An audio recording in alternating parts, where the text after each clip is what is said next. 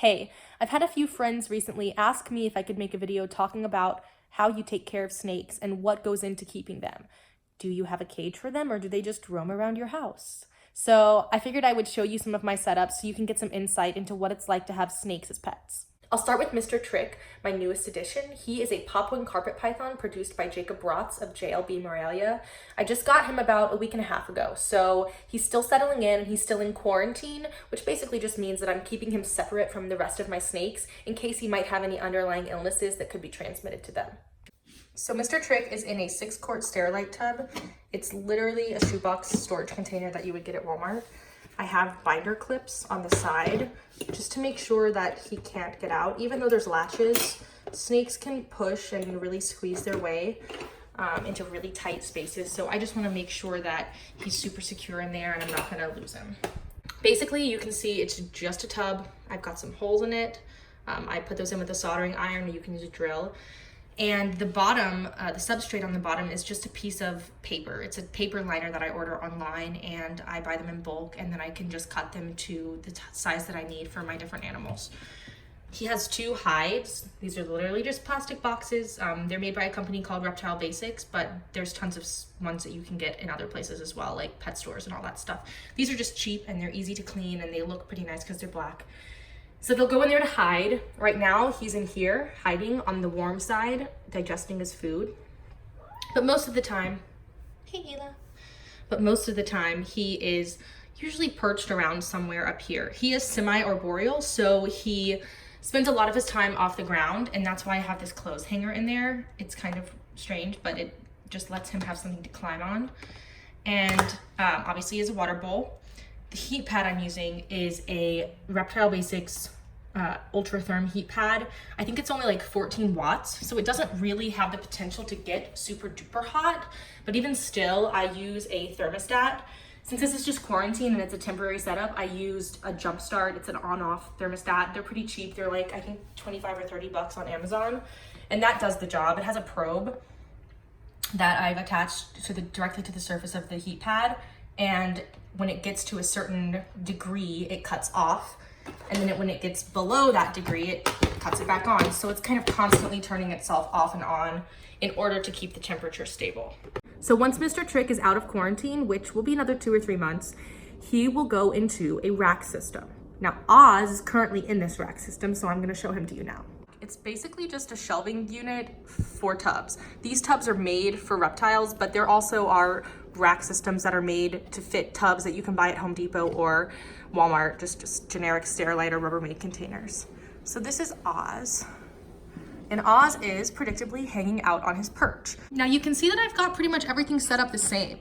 I have the hides, the paper liner, plants, a perch, a water bowl. This perch is made by a company called Specialty Enclosure Designs, and I really love it, and so does Oz, obviously, because you can put them in these tubs, which are relatively short, and still give the snakes a place to elevate themselves. So for a snake like Oz, who is a Brettles python, they're semi-arboreal, just like the Papuan carpet python in the other room, he really enjoys that. Now the rack is a little bit different from the tub because the rack is heated by flex watt heat tape. The heat tape runs like an S kind of pattern along the bottom of the shelves in the back.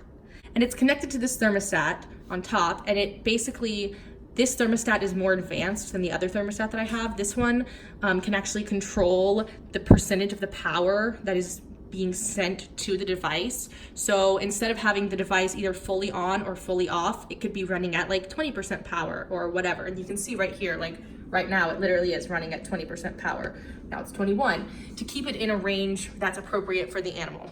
Heat is obviously important when you have reptiles because they are ectothermic and they have to have heat in their environment in order to raise their core body temperature and metabolize everything properly. This setup is really not going to be ideal for Oz much longer. He's starting to get bigger now and the elevation is not really as significant as it was when he was much smaller. He's always on this perch. And these tubs are just short, so you're just kind of limited. That's a little bit of the downside. The plus is you can stack them and they hold a lot of animals, but the downside is if you have species that like to climb, now that he's getting bigger, this amount of vertical space is really just not gonna cut it. Pretty soon I'll be moving him into a PVC enclosure. just like my girl Sydney. So this is a 4x2x18 PVC enclosure, and it's heated by a radiant heat panel at the top, which is controlled again by one of these fancier, nicer thermostats. And it sends heat from the top down. So it's not like the under tank heater where it's just kind of heating the floor of the cage. It's heating up all of the air as well as the objects underneath. Sid is a ball python and she's terrestrial. Doesn't mean that she doesn't climb. So no, she is not like Oz, and she is not like my popcorn carpet python, Mr. Trick.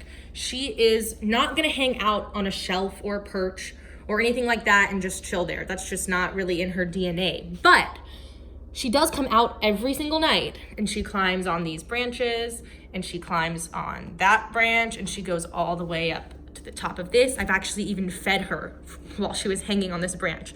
So just like the outdoors outside, the ground isn't like totally flat. Like there are things that you have to climb up and over. So I try to have things for her to climb around on because it's gonna help with her muscle tone and keeping everything kind of active and engaged so she doesn't just sit around and become a fat blob.